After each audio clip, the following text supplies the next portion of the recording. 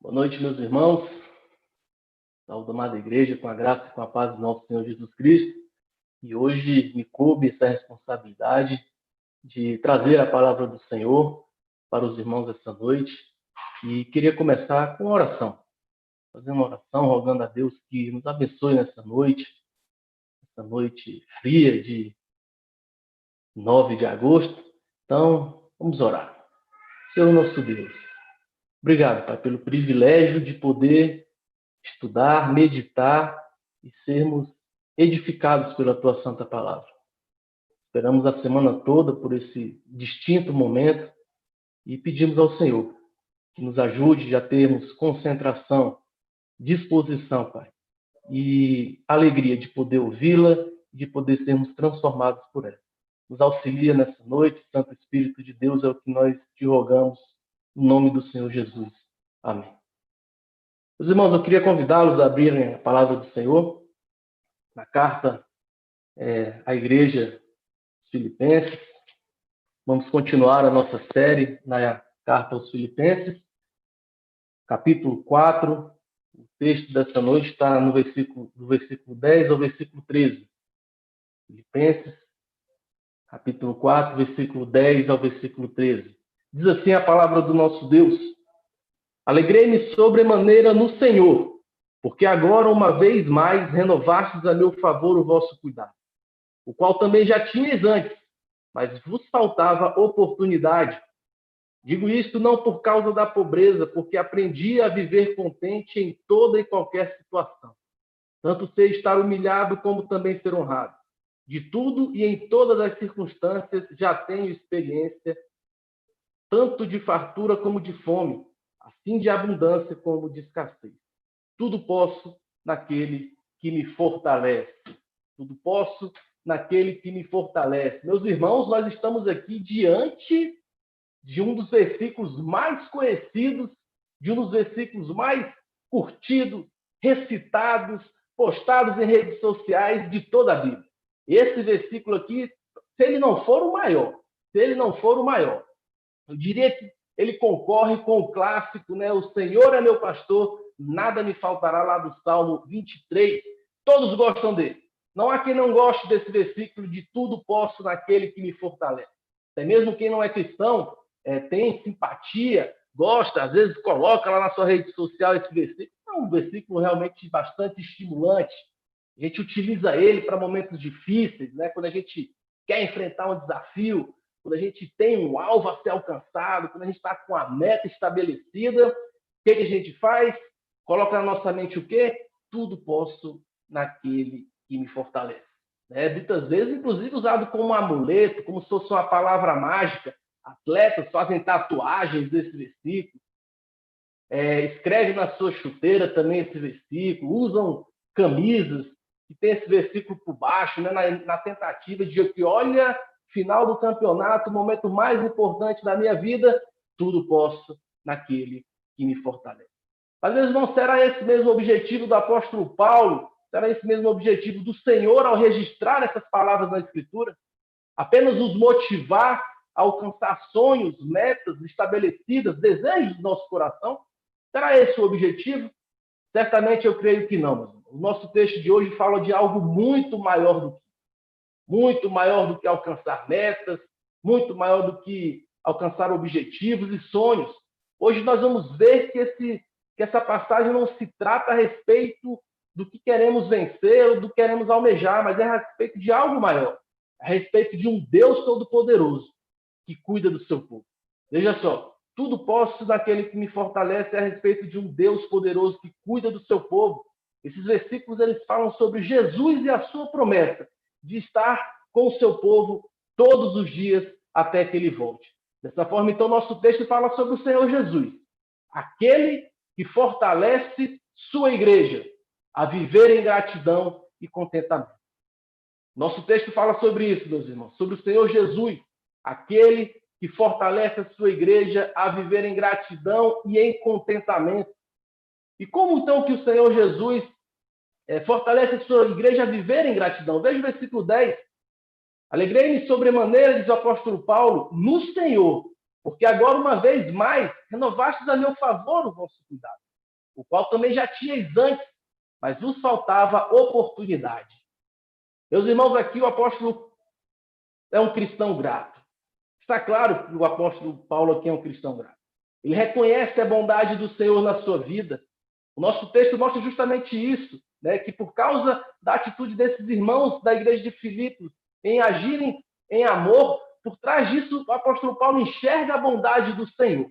Paulo está agradecido porque Deus estava suprindo as suas necessidades por intermédio desses irmãos. E essa não foi a primeira vez que essa igreja socorre e acude o apóstolo Paulo. Lá em Atos, no capítulo 18, mostra que Paulo chega nessa cidade, começa sua evangelização na cidade, e aí essa evangelização resulta numa igreja, que é essa igreja dos Filipenses. E aí depois Paulo segue para Atenas, segue para Corinto, e a gente vê no registro da Escritura que a igreja dos Filipenses continuam a ajudar Paulo nessas necessidades que ele tinha diante da evangelização. E aí depois não registra mais nada. Tanto é que agora, depois de alguns anos, a gente vê Paulo falando aqui para essa igreja que agora eles renovaram esse cuidado enviando ajuda financeira a Paulo. Paulo deixa claro, meus irmãos, que eles só não estavam ajudando porque faltava oportunidade. Paulo é bem claro ao olhar para essa igreja e falar, olha, eu sei que vocês queriam me ajudar, mas olha, eu sei que faltava também oportunidade.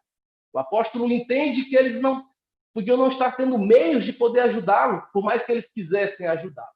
Paulo é um cristão agradecido. E ele, inclusive, pensa o melhor desses irmãos em Cristo, não é verdade? Porque, veja bem, Paulo aqui pensa o melhor a respeito dos seus irmãos. Paulo não chega e fala, olha, finalmente vocês me ajudaram, hein? Depois de tanto tempo, parece que me esqueceram, não é? Agora eu estou feliz. Finalmente vocês me ajudaram. Que bom que vocês me ajudaram. Paulo não fica com esse tipo de sentimento. Paulo fica com um sentimento real de gratidão diante desses irmãos. Então, Paulo continua a sua...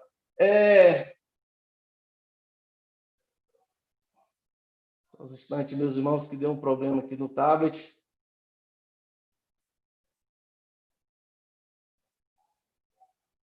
Acontece. Paulo aqui não chega e fala para esses cristãos assim, até que enfim vocês estão me ajudando. Na verdade, Paulo mostra um coração grato a Deus, grato a esses irmãos que agora estão sendo instrumentos de Deus para acudir. Gratidão. O que é gratidão? O autor diz que gratidão é o reconhecimento de que Deus, em sua bondade e fidelidade, proveu para nós e cuidou de nós, tanto física como espiritualmente, em todas as áreas da nossa vida. É esse reconhecimento que nós dependemos totalmente dele e de que tudo que somos e temos vem de Deus. Ser grato, meus irmãos, é reconhecer a generosidade de Deus que utiliza os meios que lhe convém para cuidar das nossas vidas, para suprir as nossas necessidades. Gratidão, meus irmãos, é coisa séria. Gratidão é coisa séria. Pode não parecer, mas ser ingrato é algo muito grave. Michael Roscoe, que é um teólogo conhecido, diz que em seu cerne o pecado é encobrir gratidão para com Deus. E aí ele utiliza uma passagem do apóstolo Paulo em Romanos, no capítulo 1, versículo 21, onde ele fala a respeito de homens que são indesculpáveis, porque tinham conhecimento de Deus, não glorificavam como Deus, nem lhe deram graça. Gratidão, meus irmãos, é coisa séria. Gratidão, inclusive, o próprio apóstolo Paulo diz que é algo que atrai a ira e a condenação de Deus no último dia. Lá em Romanos, no capítulo 2, versículo 4 ao 5, é registrado que ou desprezas a riqueza da sua bondade, diz o apóstolo Paulo, e tolerância e longanimidade, ignorando que a bondade de Deus é que te conduz ao arrependimento. Mas segundo a tua dureza e coração impenitente, acumulas contra ti mesmo ira para o dia da ira e da revelação do justo juízo de Deus. Ingratidão é coisa séria. Como não lembrar, meus irmãos, daquele episódio onde o povo é resgatado da escravidão do Egito e aí está lá peregrinando pelo deserto. E qual a primeira reação do povo? Ingratidão. Michael Horton, inclusive, resume também que ingratidão é como se fosse a expressão mais clara de que temos idolatrado a nós mesmos. Porque se nós somos ingratos para com Deus, é sinal de que nós achamos que tudo tem origem em nós mesmos. Tudo tem origem em nós, tudo que temos, conseguimos, tudo se resume à nossa própria vida, se resume aos nossos próprios atos, a tudo que fazemos, a tudo que conquistamos. E não pense que gratidão é algo fácil, não pense que ser grato é algo fácil. Gratidão, meus irmãos, não é como a gente está acostumado a ver por aí, que é um simples dizer graças a Deus quando se conquista algo.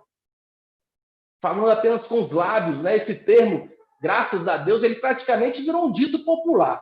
Até na boca dos próprios cristãos que falam eles sem um completo entendimento do que isso quer dizer. Tanto é que quando, né, o jovem ou alguém passa no concurso, aí ele fala, né, nos seus lábios proclamam graças a Deus, mas no seu íntimo ele está lá pensando, nossa, eu estudei demais. E eu me dediquei, sacrifiquei minha família, sacrifiquei os meus amigos, minha diversão, e finalmente conquistei esse concurso. Quando consegue uma promoção no trabalho, aí você chega e fala, graças a Deus conquistei uma promoção no trabalho. Dos lábios para fora, porque no íntimo do coração está lá aquela disposição de considerar que, na verdade, é porque eu me dediquei muito ao trabalho, eu fui o melhor funcionário, eu me capacitei, eu fiz tudo que estava ao meu alcance para conquistar essa promoção. Então, a gente sempre fica, meus irmãos, com essa atitude de, graças a Deus, é algo que a gente proclama apenas com os nossos lábios. Se alguém é curado de uma doença, se uma cirurgia é bem sucedida, a gente olha, graças a Deus, deu tudo certo. Mas no íntimo, muitas vezes, a pessoa está pensando, olha, eu paguei os melhores médicos.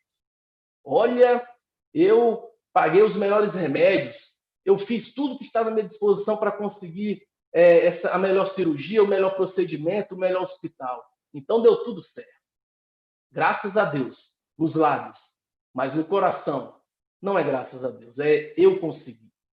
Gratidão, meus irmãos, é esse reconhecimento da bondade de Deus ao cuidar da sua vida. Você fala que passou num concurso, você dá graças a Deus, mas você reconhece que foi sim graças ao Senhor, porque foi o Senhor que lhe deu saúde, foi o Senhor que lhe deu inteligência, foi o Senhor que lhe deu disposição, foi o Senhor que lhe deu força, foi o Senhor que deu foco a você, condições familiares para que você, e tantos outros aspectos envolvidos num processo de estudo e de aprovação no concurso. Quando nós vamos, graças a Deus, meus irmãos, pelo pão nosso de cada dia, os ímpios geralmente eles riem dessa frase, porque eles pensam, que graças a Deus o quê? Você que conseguiu, você trabalhou, comprou essa comida. Mas nós não, nós reconhecemos que, olha, quem me deu um emprego? Quem me deu saúde para trabalhar? Quem foi que quem foi que moveu um homem a plantar? Quem foi que moveu o homem a fazer a colheita? Quem foi que moveu o homem a conseguir fazer essa distribuição do alimento?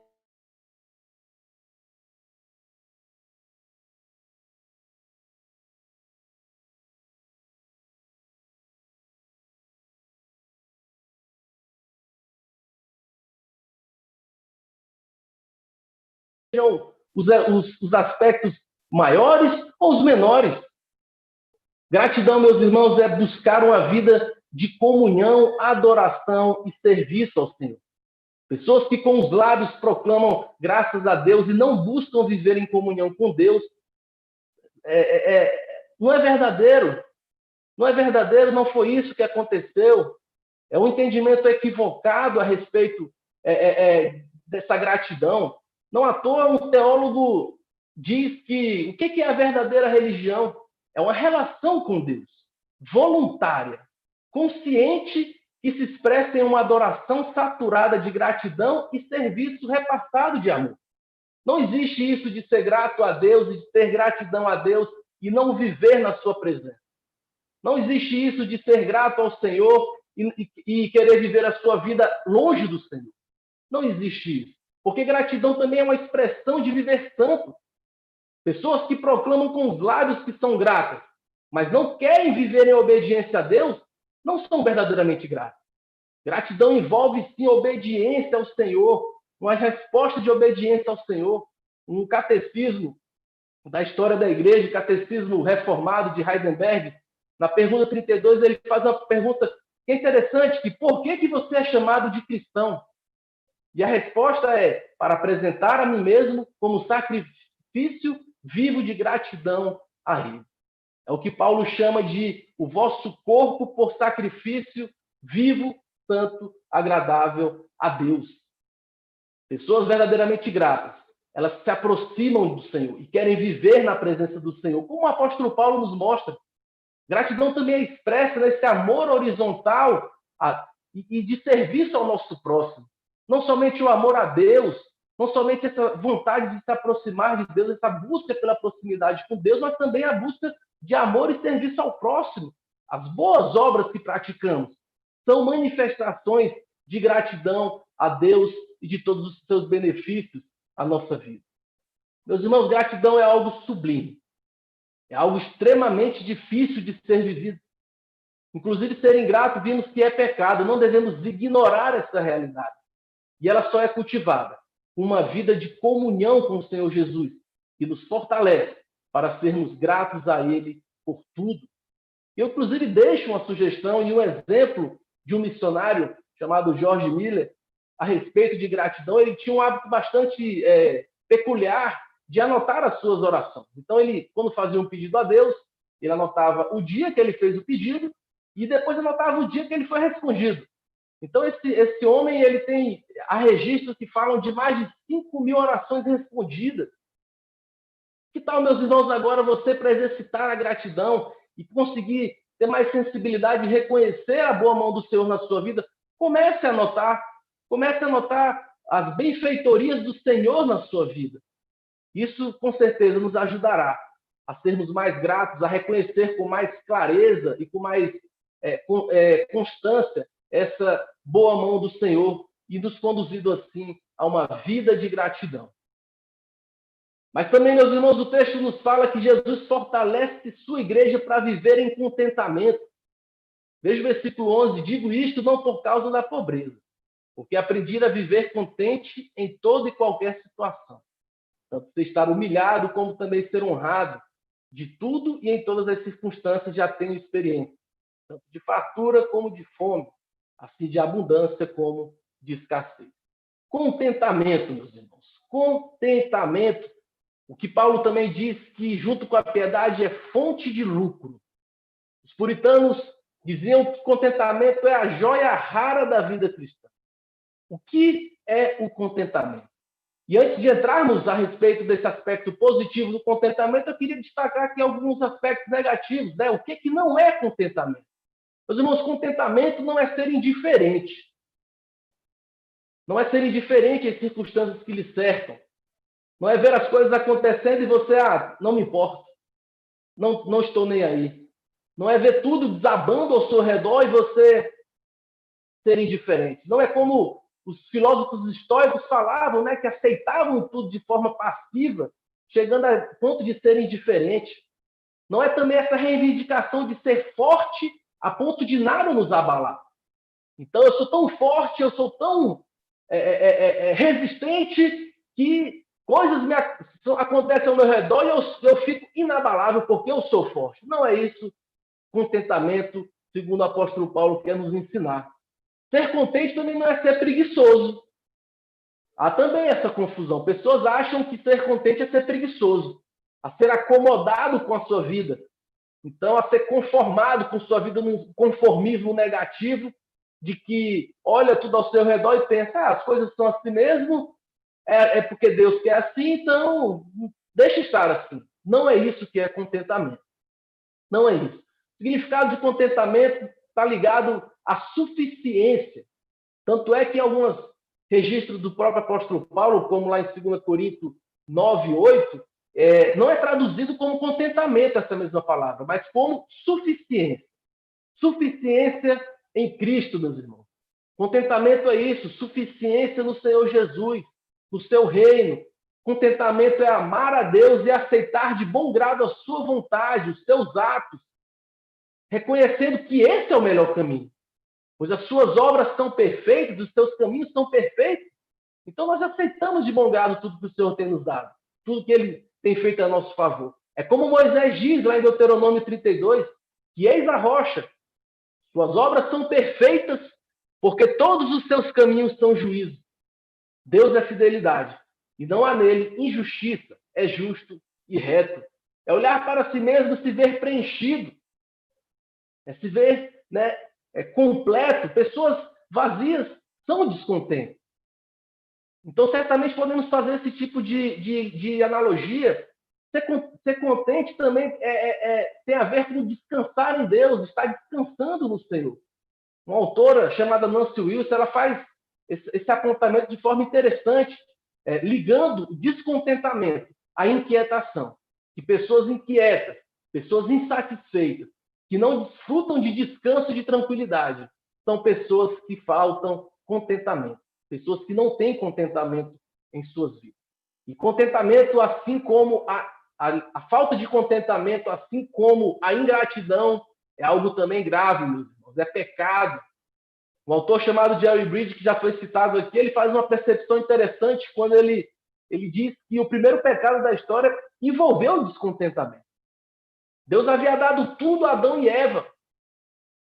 E eles tinham tudo para se tornarem contentes, satisfeitos e preenchidos. Mas eles estavam insatisfeitos e foram atrás de algo que Deus não tinha dado a eles. Eles foram além.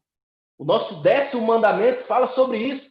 Crianças que estão nos acompanhando, lembram, né? Porque na mini live nós tratamos a respeito dos 10 mandamentos e com certeza vocês sabem decorado, não é, criançada? Então, vou perguntar, vocês vão responder. Qual que é o 10º mandamento?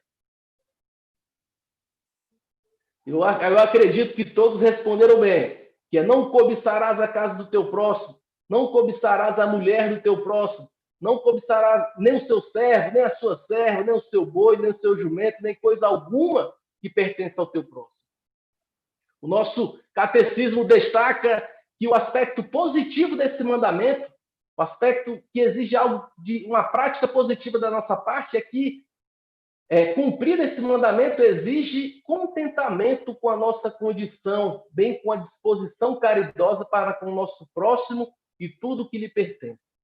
O aspecto negativo é mais vinculado à proibição desse descontentamento com a nossa condição. Todo movimento de inveja ou pesar à vista da prosperidade do nosso próximo e todas as tendências ou afeições desordenadas a alguma coisa que lhe pertence. O pecado do descontentamento, meus irmãos, infelizmente, hoje em dia também ele é camuflado. Camuflado de duas formas: ambição e perfeccionismo. Ambição, inclusive, que antigamente, né, nos tempos antigos, era visto como um vício, mas a ambição hoje se tornou uma virtude. Né? As pessoas são incentivadas a serem ambiciosas. Não, você tem que almejar, você tem que desejar, você tem que ambicionar algo. Né? Então, faça sacrifícios, tenha disposição, se sacrifique, faça tudo que estiver à sua disposição para você conquistar algo que está no seu coração. Seja ambicioso. Hoje é visto como virtude, mas não deixa de ser uma camuflagem do descontentamento. Da mesma maneira, o perfeccionismo. Pessoas que estão sempre inquietas, estão sempre insatisfeitas, porque sempre tem alguma coisinha para melhorar, sempre tem uma coisinha para arrumar, sempre tem algo que precisa ser melhorado, e aí fica um descontentamento. E aí a justificativa, a camuflagem, não, porque nós precisamos dar o nosso melhor, perfeccionismo. Mas, meus irmãos, nós não precisamos de nenhum desses dois caminhos, de nenhuma dessas duas motivações para dar o nosso melhor. Nós já somos chamados a dar o nosso melhor para o Senhor por meio do chamado à boa mordomia dos nossos dons, dos nossos talentos, das bênçãos que Deus derramou sobre as nossas vidas. Não é você ser contente, como nós já vimos, não é ser preguiçoso nem acomodado, mas também não vai ser o outro extremo de ser perfeccionista ou ser ambicioso. Contentamento, meus irmãos, como Paulo nos ensina aqui, é algo que é aprendido. Eu aprendi a estar contente. Não é algo natural. Não é algo que você nasce com isso. Você não nasce contente. Você nasce muitas outras coisas, mas você não nasce contente. Vide as crianças. Você está lá com as crianças, né? Hoje em dia, aqui na minha família tem 3 menininhas, e é interessante ver a interação delas. Está lá 3 brinquedos, um brinquedo, mas aí cada um começa a brincar com o seu brinquedo, olhando para a outra. Já, né, tentando aproveitar uma oportunidade para ir para outro brinquedo que está com a prima. Descontentamento é algo natural. Contentamento, segundo as Escrituras, é algo que precisa ser aprendido, né? É algo que nasce com a gente. E não é a primeira vez que Paulo fala a respeito de aprender algo que é importante na nossa vida cristã.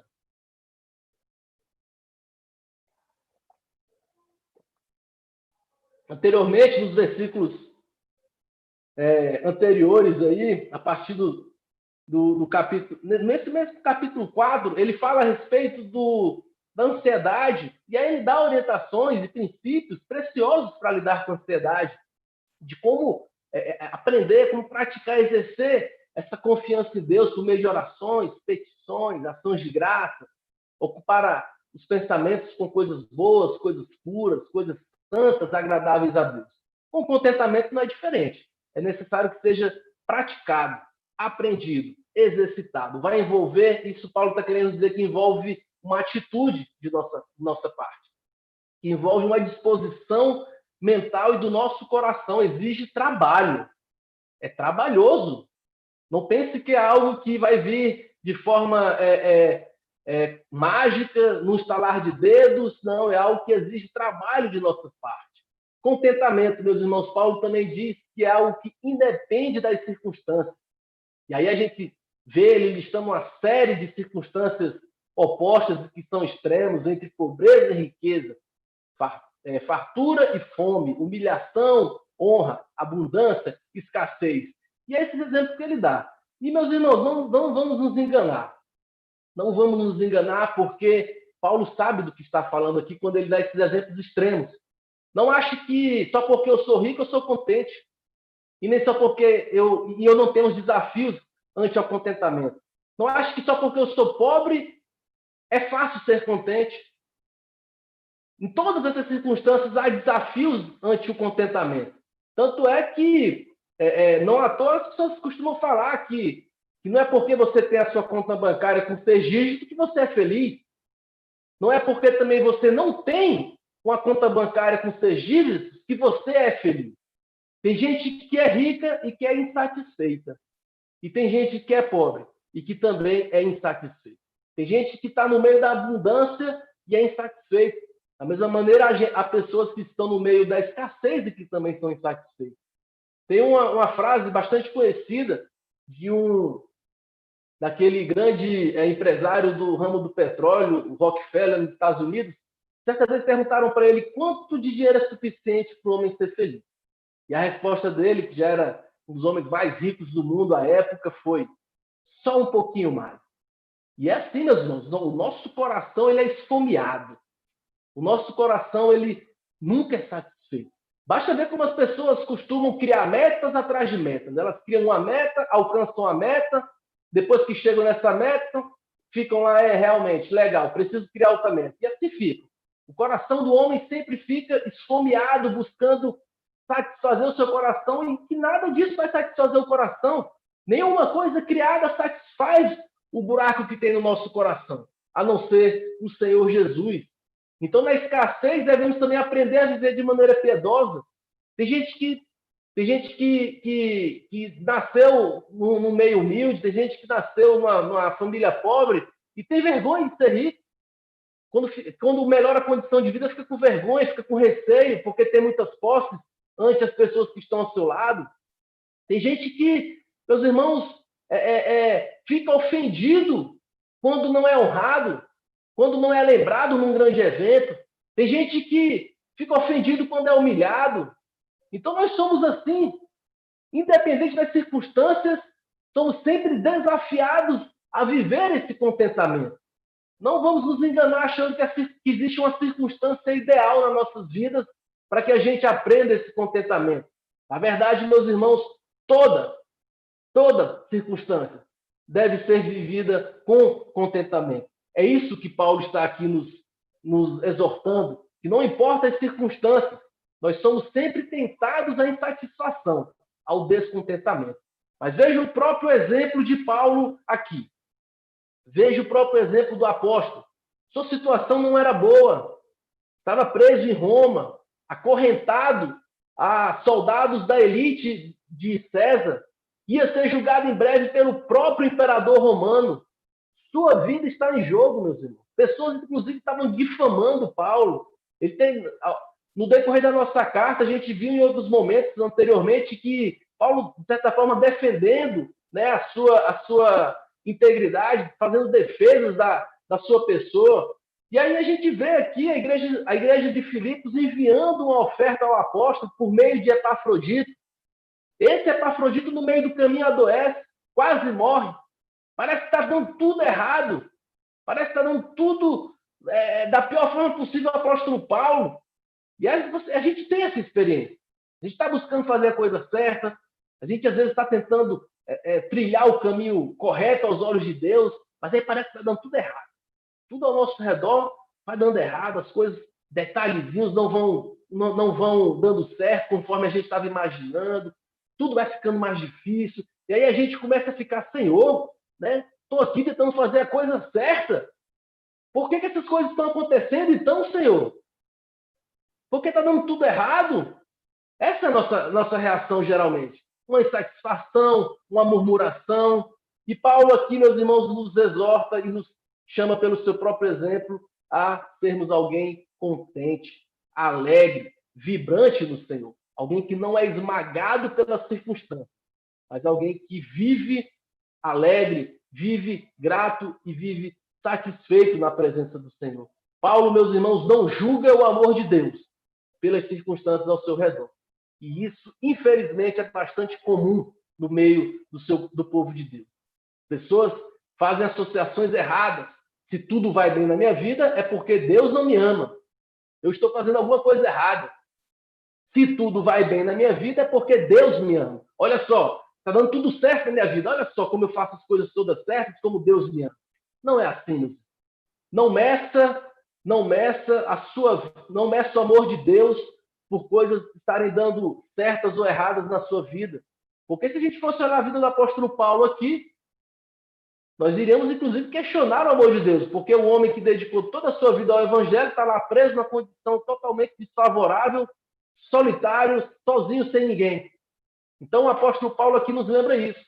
Não devemos julgar o amor de Deus baseado em nossas circunstâncias, as coisas estão dando certas ou erradas conforme nós achamos adequado. Meus irmãos, então, dito isto, contentamento.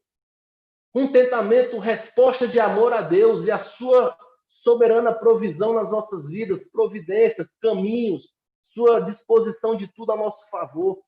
Então, meus irmãos, olhe para o cônjuge ao seu lado e não fique insatisfeito.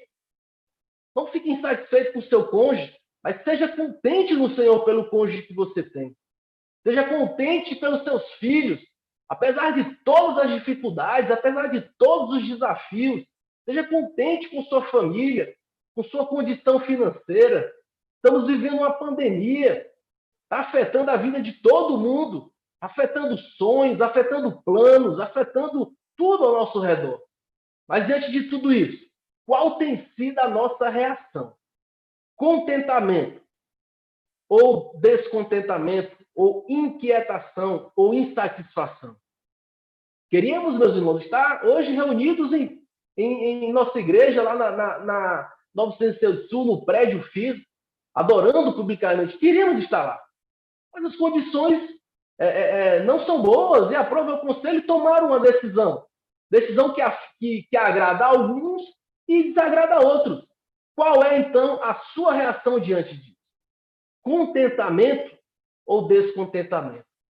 Essa resposta é você que tem que dar diante de Deus, mas Ele nos chama. O Senhor nos chama a vivermos contentes na sua presença. E, meus irmãos, uma última aplicação a respeito de contentamento: cuidado com os seus desejos. Cuidado com os seus desejos. Cuidado com os seus desejos. Eu lembro que Ló tinha o desejo de morar perto de Sodoma. E a gente sabe as consequências desse desejo dele, que foi atendido. Seus bens queimados, sua família prejudicada. Um teólogo chamado J.C. Ryle faz uns avisos interessantes, que ele fala assim, que as coisas que você deseja podem arruinar a sua alma. Então, meus irmãos, devemos ter cuidado com o que nós desejamos. Como diz a letra do Projeto Sola, uma banda bastante conhecida no meio da nossa igreja, se o Senhor é meu pastor. Aquilo que eu não tenho, eu não preciso. Se o Senhor é meu pastor. Aquilo que eu não tenho, eu não preciso desejar. Isso é contentamento. Eu não sei o que você está vivendo. Eu não sei as circunstâncias que estão ao seu redor e na sua vida. Mas não esqueça do chamado de ser contente. Chamado cristão de viver contente no Senhor. Agora não devemos esquecer que a graça de Deus é suficiente, seja lá qual for a circunstância. Por quê? E agora chegamos no versículo mais conhecido, talvez o mais conhecido das Escrituras. Como que a igreja pode viver em gratidão e contentamento? O versículo 13 nos diz como? Na força do Senhor Jesus, tudo posso naquele que me fortalece. Tudo posso naquele que me fortalece, meus irmãos. Isso não é frase de caminhão. Está lá na beira da estrada e vê uma frase de caminhão. Não é isso. Essa também não é uma palavra mágica ou um amuleto que pode ser dito em momentos que você quer ter a vitória sobre algo. Aqui não é a respeito de triunfalismo. Não é a respeito de você nunca ter problema. Não é a respeito de você conseguir alcançar independência financeira. Não é a respeito de você vencer todos os seus desafios. De você passar no concurso que você está sonhando. De você conseguir conquistar aquele casamento tão desejado, ter aquele filho que o casal tanto almeja. Não se trata disso. Tudo posso naquele que me fortalece. Aqui nós temos uma gloriosa promessa, meus irmãos, do nosso Deus, de que independente das nossas circunstâncias, Ele estará conosco e nos dará força para enfrentá-lo. Aqui nós temos uma gloriosa promessa de Deus, de que independente das circunstâncias, Ele estará conosco e nos dará força para enfrentar as circunstâncias ao nosso redor. Tudo posso naquele que me fortalece. Essa frase não é sobre a gente, sobre os nossos sonhos, os desejos, a nossa capacidade pessoal de conquistar algo, mas é sobre um Deus que cuida e está presente na vida do seu povo, fazendo com que tudo coopere para o nosso bem. Tudo coopere. Não é o que nós achamos que vai nos trazer o bem, mas é o que Deus considera que vai nos trazer bem. O que tiver que viver, irei viver enfrentando contente e grato. Não é porque eu sou o cara, porque eu sou o super-homem, porque eu sou o homem mais preparado do mundo, mas é porque Jesus é aquele que nos fortalece. Jesus é aquele que nos fortalece, não é uma promessa de vitória em todas as nossas empreitadas. Basta ver a história do povo de Deus, logo no início da Escritura, no livro de Gênesis.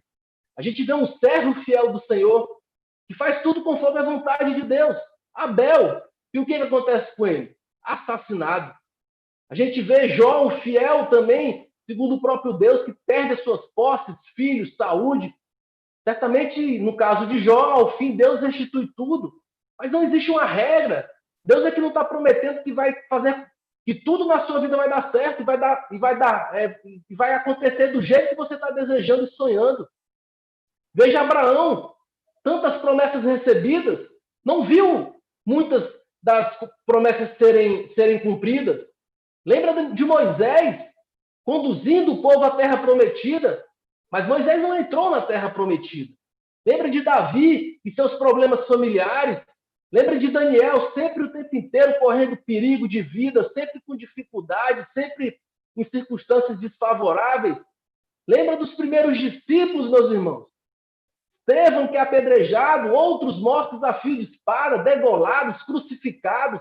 Tantos homens que temos registro na história da igreja que padeceram e sofreram por causa do evangelho, e tantos outros que a gente nem conhece e nunca ouviu falar. Tudo posso naquele que me fortalece, não é a respeito de dar tudo certo na sua vida. Chega dessa ilusão. Tudo posso naquele que me fortalece, não é uma promessa de vida fácil, de bem-estar, onde tudo vai acontecer do jeito que você considera legal e do jeito que você está almejando e sonhando. Tudo posso naquele que me fortalece.